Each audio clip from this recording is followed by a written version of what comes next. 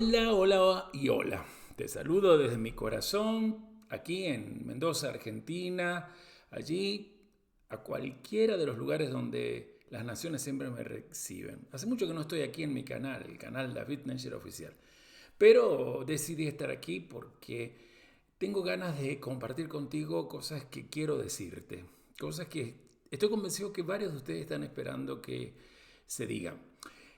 Todas las naciones están pasando por tiempos muy complicados. Desde el 2020 y hacia este 2023 que ya se nos está yendo, las cosas desde lo político, lo económico, lo social, siempre han estado muy en ebullición, por decirlo así, en peligros de erupción, por usar otra metáfora.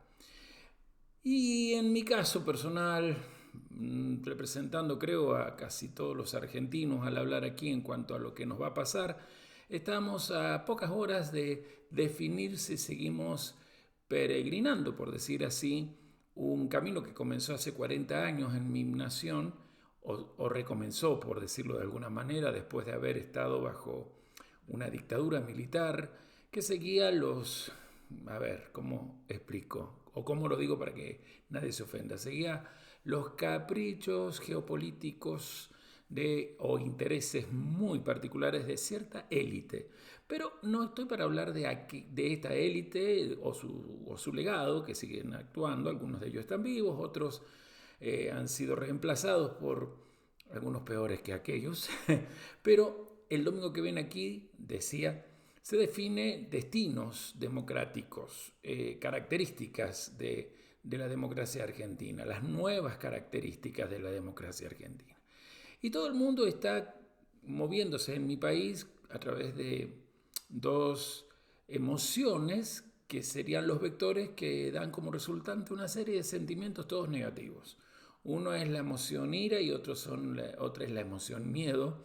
Y yo estoy convencido que estas dos emociones están operando como fuerzas que justamente dan como resultado una serie de sentimientos negativos. Siempre explico que las emociones no son malas, pero sí la resultante de ellas. Y si la emoción ira y la emoción miedo se juntan y no son comprendidas desde una hermenéutica de luz, pues bien, las sombras o las fuerzas del otro lado de la luz siempre van a hacer que los colectivos sociales estén más bien generando sentimientos negativos. Y por ahí es donde quizás viene bien la buena noticia de Dios. El Evangelio, como se ha conocido desde ciertas estructuras dogmáticas. Pero hoy yo quiero venir desde lo que en mi página ha quedado como incompleto, el Evangelio de Marcos. Si vos vas a la playlist de mi página, lo buscas en mi canal y de paso te suscribís, vas a encontrar que en donde dice Evangelio de Marcos solamente está una introducción hecha bastante tiempo atrás. Pero hoy quiero continuar. ¿Y continuar por qué? Porque estamos necesitando que Yeshua se manifieste. Yeshua, sí, ese Jesús que te presentaron desde las dogmáticas occidental. Sí, el Jesús centro de la fe cristiana. Necesitamos que Jesús se manifieste. Yo digo Yeshua porque es como sus padres, sus hermanos, sus coetáneos lo llamaban. Está en el idioma propio y original con el cual a él se lo señalaba, se lo conocía.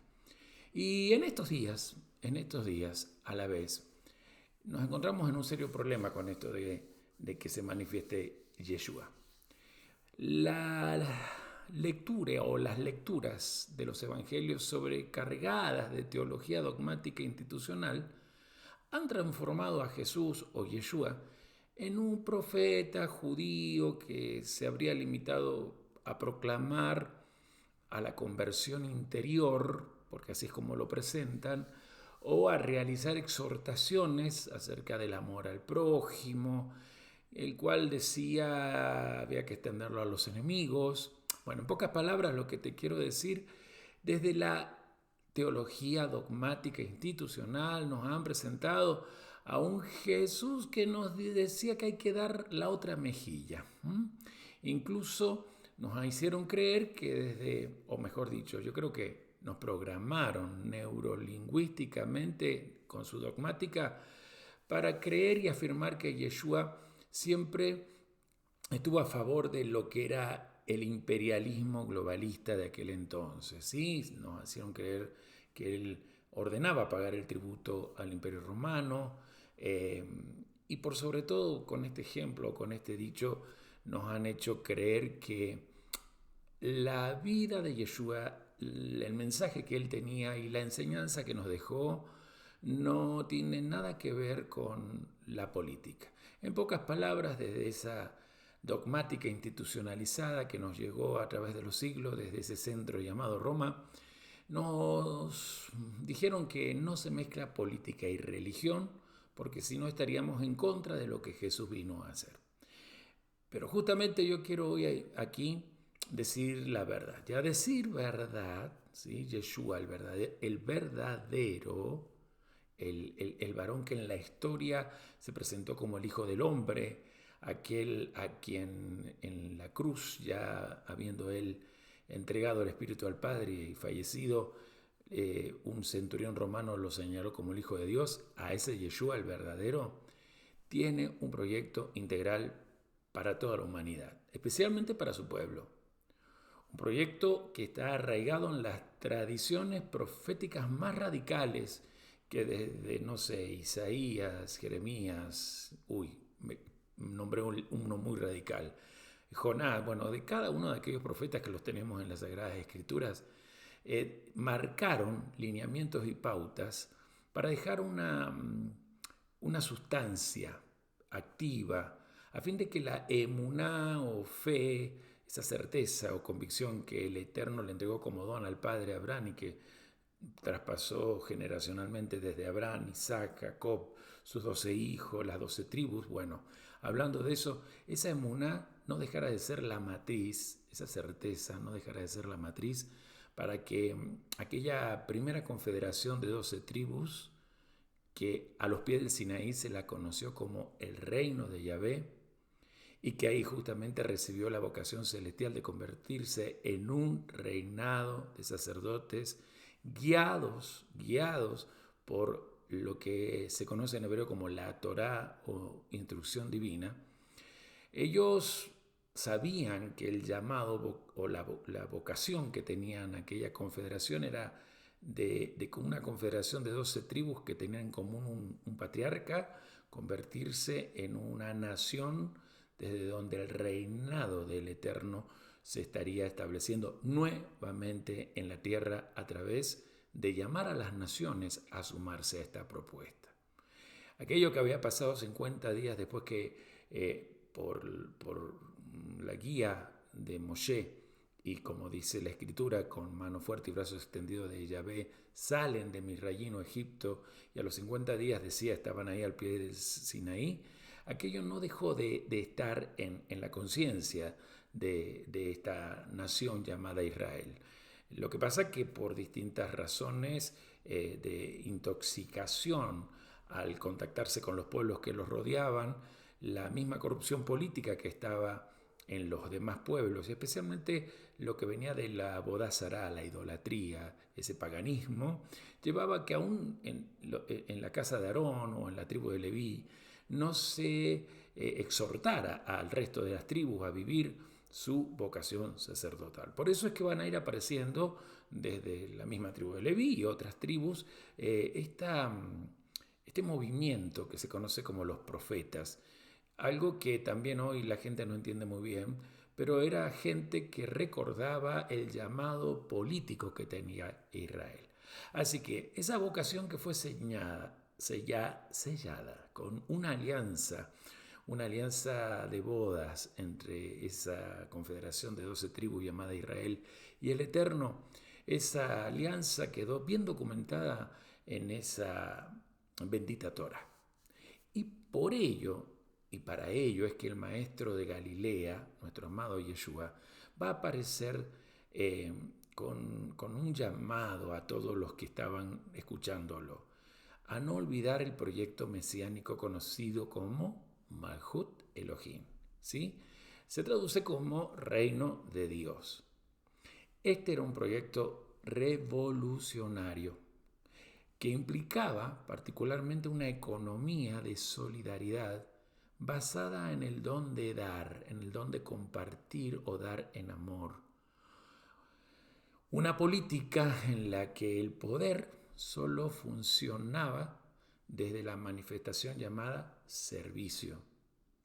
Y ese poder manifestado en servicio permitía que las relaciones sociales convirtieran a los hombres en hermanos, es decir, que las sociedades fueran sociedades fraternales.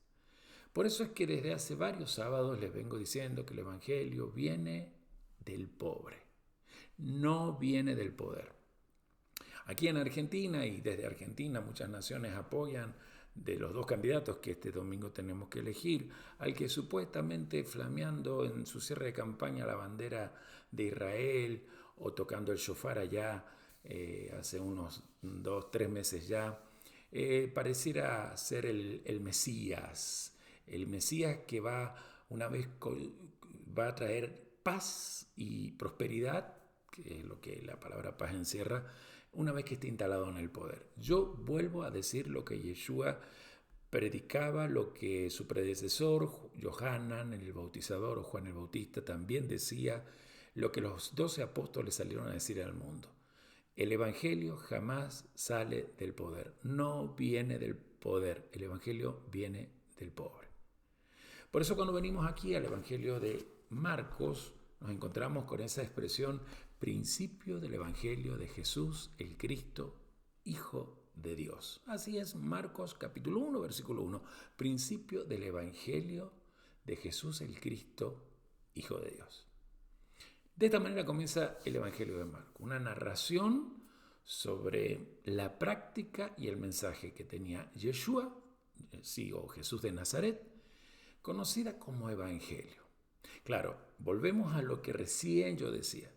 Hoy el vocablo evangelio, la palabra evangelio, está reinterpretado desde ese poder de la denominación o dominación diabólica, digamos así, de las denominaciones religiosas. Ha pasado a significar para la gente cuando escucha la palabra evangelio en una especie de narración religiosa que ha quedado escrita y que no tiene connotación alguna con cuestionamientos que tengan que ver con situaciones sociales, situaciones económicas y, por qué no decirlo, situaciones políticas.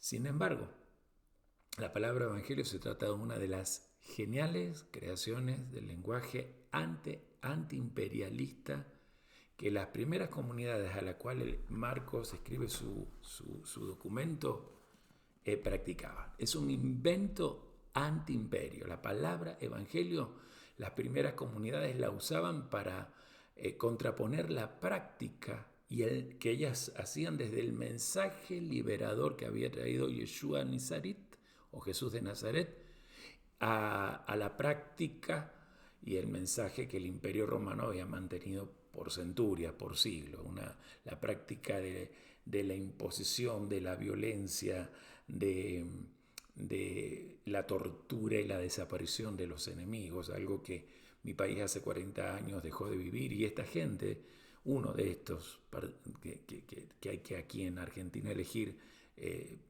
tiene en su concepto la idea de que eso estuvo bien. Volvamos entonces a esto que te estoy diciendo. Palabra evangelio, una palabra intencionalmente usada para destruir las estructuras de poder que hacían que la masa crítica existente por aquel siglo I estuvieran subyugada a esa pirámide que había nacido con Nimrod y sus secuaces en Babel, aquel lugar donde el Eterno tuvo que bajar en consejo de confusión y traer juicios, ¿no? Según el diccionario teológico del Nuevo Testamento, evangelio es, y te lo leo en cita, término técnico para nuevas victorias, especialmente aplicado en las batallas militares de reyes o emperadores. Término técnico para nuevas victorias, especialmente aplicado en las batallas militares de reyes y o emperadores. ¿Sí? El evangelio del imperio se transmitía a través de las victorias de las tropas romanas, que significaba que ellas, con destrucción, muerte y posterior opresión sobre los vencidos, habían hecho que el imperio se expandiera, tuviera fronteras más allá de las que hasta ese momento, antes de esas batallas y o guerra, tenía. A eso se le llamaba evangelio desde el concepto de Roma. Era un concepto totalmente político, ¿sí? Por eso, cuando venimos al evangelio de Marcos, nos vamos a encontrar con un evento llamado el encuentro de Jesús con el endemoniado gadareno, ¿sí? Y este evento descrito en realidad lo que quiere es mostrar y recordarle a las comunidades del primer siglo que leían estos mensajes que era claramente el evangelio de Yeshua contrario al evangelio del poder imperial. ¿Por qué? Porque justamente en Marcos capítulo 5, versículo 5, dice lo siguiente: este hombre andaba siempre, sea de día y o noche, entre los sepulcros y por los cerros, gritando y lastimándose con piedras. Marcos capítulo 5:5 es lo que te he leído. O sea, ese demonio y los que estaban con él, porque se llamaba Legión, se había apoderado de este individuo. Y justamente se llamaba Legión porque el Imperio Romano, en su expresión más tenebrosa para los dominados, tenía esa célula en su ejército. Su ejército, en su estructura de poder invasor, imperialista, se concentraba en esta palabra, la palabra legión. Palabra que justamente, como te lo leí, lo único que provocaba era que la gente se autoagrediera, terminara sin esperanza, terminara con una situación psicológica de terror. Esos gritos representan el miedo paralizante que tenían las masas críticas de las distintas naciones, ciudades y o pueblos donde las legiones romanas habían puesto al águila imperial. O sea, la dominación ocasiona desequilibrio en los dominados. Esto era lo que el Evangelio le recordaba a los creyentes en Jesús de Nazaret. El tal Yeshua había venido a traer un mensaje contrario a esto. Todo desequilibrio desaparece cuando la gente se siente verdaderamente libre. A los dominados por cualquier tipo de imperio, ese desequilibrio le cierra el horizonte, le acaba la esperanza, le trunca las posibilidades de realizarse como sujetos. Los dominados por geopolíticas globalistas siempre terminan reducidos a la cosificación. Es decir, son seres humanos que hay que utilizarlos y, como cualquier objeto, después descartarlos. Sí, cosificación es considerar a los humanos como objetos descartables. La osadía del Evangelio de Marcos es mayúscula. El verdadero Evangelio, está diciendo este valiente escritor, jamás le podemos decir que es el que ha transmitido el imperio. El Evangelio no es el que ha transmitido el imperio durante siglos, sino el que ha surgido para nosotros del mensaje de ese despreciado campesino de Nazaret, artesano él, llamado Yeshua.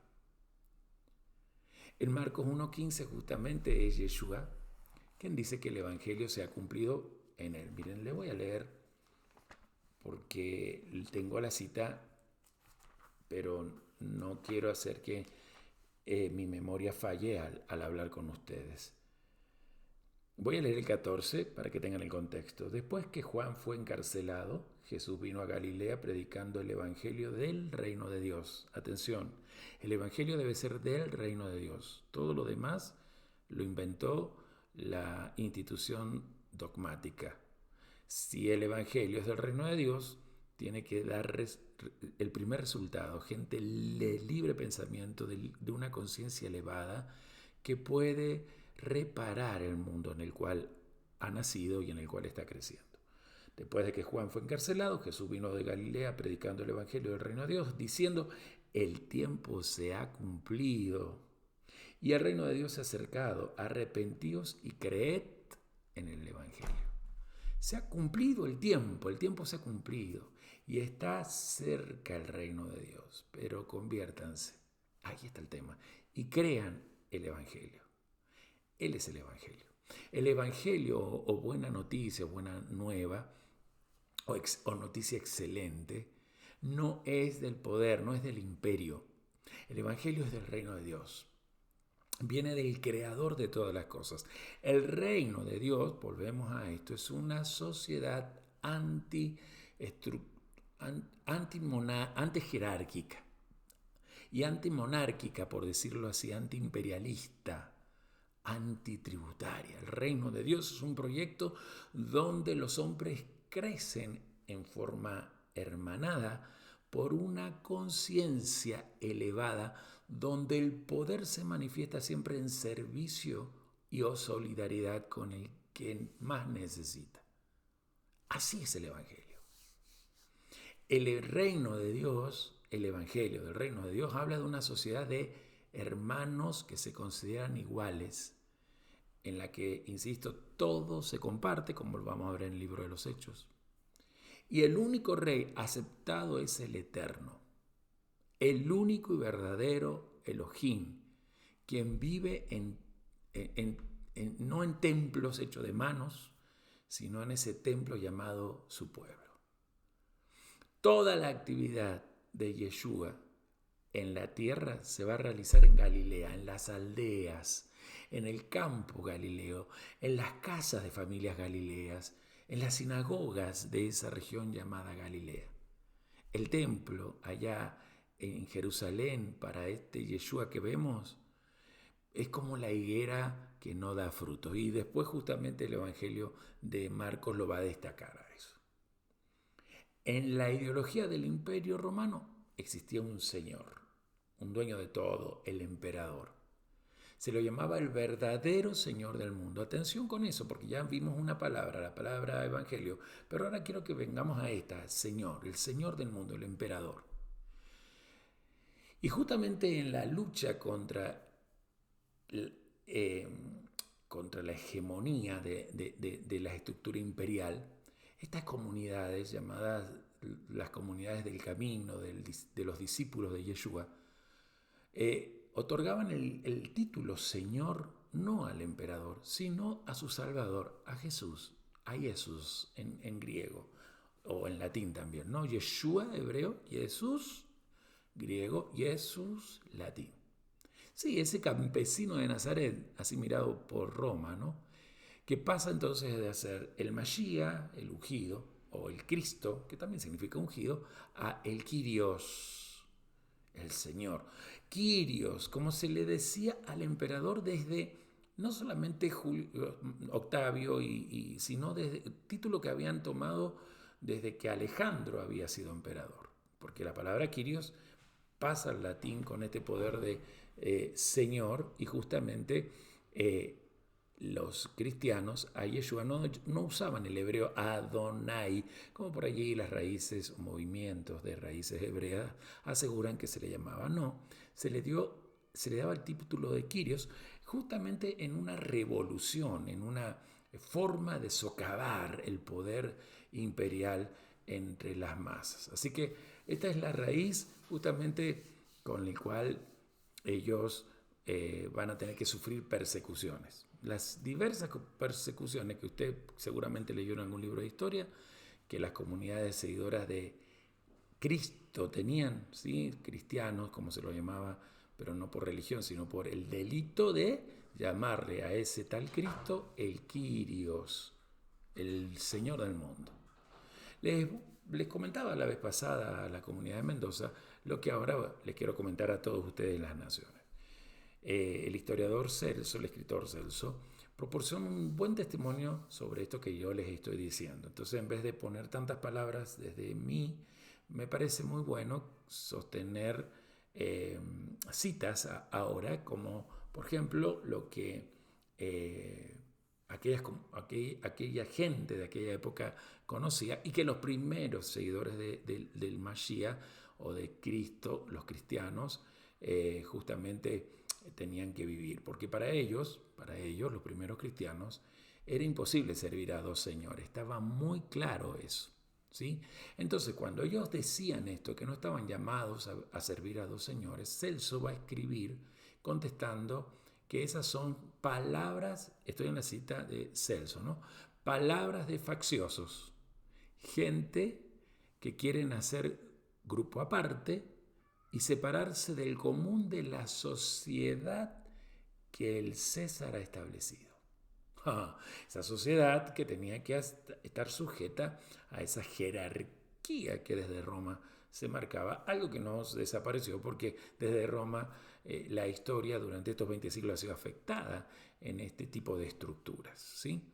Así que, volviendo a esto de Celso, él más adelante de esta cita que he dado dice: quien hablando de ellos de Dios, declara a cada uno que existe un solo ser al que se le debe de dar el nombre de Kyrios. Recuerde, Señor. Y es un impío que divide el reino de Dios, aquel que divide el reino de Dios e introduce en él la sedición, como si hubiese dos partidos opuestos en nuestro imperio, como si Dios tuviese delante de sí un rival para hacerle frente. ¿A qué Dios se referían? Al Dios emperador. Está tan indignado Celso y él representa a las casas de los patricios romanos que estaban indignados y toda la jerarquía del Senado romano y la casa del emperador, que yo creo que es explicable la indignación. Es bien claro, las citas son para que ustedes se den cuenta que los discípulos de Yeshua admiten que el Mesías, el Cristo, el ungido, es el único Kyrios, el único Señor, el único dueño del mundo. Y eso significa que al atribuírselo al tal Jesús, el campesino de Nazaret, que ahora tenía tantos seguidores en la época que escribe Marcos, al hacer esto negaban al emperador. Y negar al emperador era negar a todos los dioses del imperio, incluso dioses que se habían adoptado de otros pueblos que ellos habían conquistado, se llama sincretismo, y que de alguna manera estaban todos, si es desde el pensamiento de ellos, ¿no? Todos como corporizados, encarnados en el emperador, en su casa, en sus edictos, en sus leyes. En consecuencia, negar al emperador y negar a los dioses del imperio era justamente negarse a participar de todo tipo de cultos públicos, porque pues esto significaba legitimar lo que el imperio aducía cuando se sabía que el imperio venía de estructuras inspiradas del otro lado, desde aquel famoso diseño ya que nosotros conocemos en la historia de la Torre de Babel, ese diseño piramidal donde justamente las divinidades representadas en un ojo que todo lo ve, eran incorporadas en ese término de Dios. Así que legitimar la dominación imperial no era voluntad para nada de los que seguían a Yeshua. Ese pecado, ¿sí? Se hacía imperdonable en el momento que alguno que era perseguido por las torturas o por miedo a ser muerto en las formas que los romanos inventaban, y que en la época de Marcos está pasando, pues negaban a Yeshua. Ese es el pecado imperdonable, negar que Yeshua sea el dueño de todas la creación. Eso está especialmente trabajado en Marcos capítulo 3, lo leemos. Marcos 3, 28, si es que te interesa, Marcos 3, 28, se me cerró a mí la escritura, pido perdón porque esto me retarda la transmisión, pero bueno, me estás teniendo la paciencia de escuchar algo que creo que al cambiar tu manera de ver las cosas, cambia tu manera de pensar. Y por supuesto, cuando cambia tu manera de pensar, cambia tu manera de vivir. Marcos 3, te voy a leer versículo 28 al 30. De cierto os digo que todos los pecados serán perdonados a los hijos de los hombres, y las blasfemias, cualesquiera sean, pero cualquiera que blasfeme contra el Espíritu Santo no tiene jamás perdón, sino que es reo de juicio eterno. Esto es muy marcado para comunidades que entendían justamente que el poder que había en su declaración los hacía enemigos peligrosos de este imperio que por cientos de años, al menos ya llevaba 2 siglos enteros logrando imponerse, ¿sí? Pero para que tengamos más claridad y veamos todavía lo que Celso expresa. Voy a otra cita de la obra de Celso. Supongan que se les ordena jurar por el jefe del imperio. No hay ningún mal en hacer tal cosa, porque es entre sus manos en donde fueron colocadas las cosas de la tierra y es de él de quien ustedes reciben todos los bienes de la existencia. Conviene atenerse a la antigua frase: es necesario uno solo rey, aquel a quien el hijo del artificioso Saturno confió el cetro. Si procuran minar este principio, el príncipe mismo los castigará, y razón tendrá de hacerlo. Es que si todos los demás en Roma hiciesen como ustedes hacen, nada impediría que el emperador se quedase en solitario y totalmente abandonado. Y desde ahí el mundo entero se tornaría presa de los bárbaros más salvajes, los bárbaros más groseros. No existiría en breve ninguna señal de esta religión que ustedes practican y es tan hermosa, y lo mismo acontecería con la verdadera sabiduría que hoy tenemos entre los hombres. Está diciendo Celso, el problema de ser discípulo de Yeshua es que ustedes no quieren decirle Señor a aquel al que se le ha entregado la autoridad y potestad de todo, el emperador. Es que ellos sabían que no era así. Yeshua, estoy en Mateo 28, dijo, toda potestad me ha sido dada. O sea, la potestad, la exousia, como se dice en griego, la tenía él entre sus manos. Y a través de estos discípulos la manifestaba entre los pueblos. Aquí se encuentra la clave de las persecuciones. Celso se los leí porque es muy claro, es muy contundente, cuando les leía que en manos del emperador fueron colocadas todas las cosas de la tierra, por lo cual desde su voluntad sale el que ustedes estén vivos, un poco está diciendo eso. Los discípulos de Yeshua dicen, no es así. Las cosas de la tierra están en manos del único Señor, al que se le dio toda potestad. Esto predicaban ellos.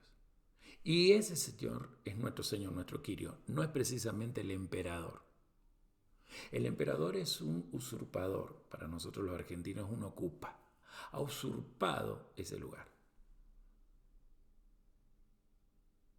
Del emperador solo se reciben bienes si se está acomodado con él. Solo los poderosos reciben los bienes del emperador, los que pertenecen a la burocracia imperial o a la aristocracia de Roma. Y la mayoría, el resto, no solo no recibe bien alguno del emperador, sino que los peores males ocasionados por la opresión militarista de Roma, por la opresión económica que Roma con sus tributos y con sus impuestos pone, su política tributaria, lleva a que la gente se esté muriendo de hambre, y de ahí la gente siente muerte ontológica. No tiene sentido el por qué existe. Y ahí es que ustedes, con esto que acabo de decir, van a entender muy bien por qué ese libro que se llama Apocalipsis en realidad es un libro de denuncia al imperio, porque, por ejemplo, los famosos 4 jinetes hablan de los males con los cuales Roma oprimía en aquel entonces, males que siempre iban a estar en la historia y que especialmente en los días cercanos a la segunda venida de Mashiach se volverían a notar muy particularmente desde las voluntades globalistas de élites aristocráticas que en el planeta hoy, y ahora me viene a mí, a ti, a nosotros, sabemos que no tienen nada que ver en Argentina con estos dos que tienen que ser entre uno u otro votado para presidente. Estos dos, cualquiera de los dos que gane, tienen los mismos hilos y las manos que están detrás de ellos son personas que han pactado con aquel que es el adversario, el que cree que tiene el imperio de la muerte, pero como dice el autor del libro a los Hebreos, ya fue vencido por nuestro amado Yeshua, el Hijo de Dios, que no es un emperador. Y yo hasta aquí es donde quiero dejarte esto que me parece importante hablar, porque yo creo que ahora entendés por qué empecé diciendo que necesitamos que Yeshua se manifieste. Necesitamos que Yeshua se manifieste desde lo verdadero, lo que vivían aquellas comunidades. Yo me despido, tengo que hacer mi cena de Shabbat, pero te agradezco mucho que esta parte que he anexado al Evangelio de Marcos la consideres.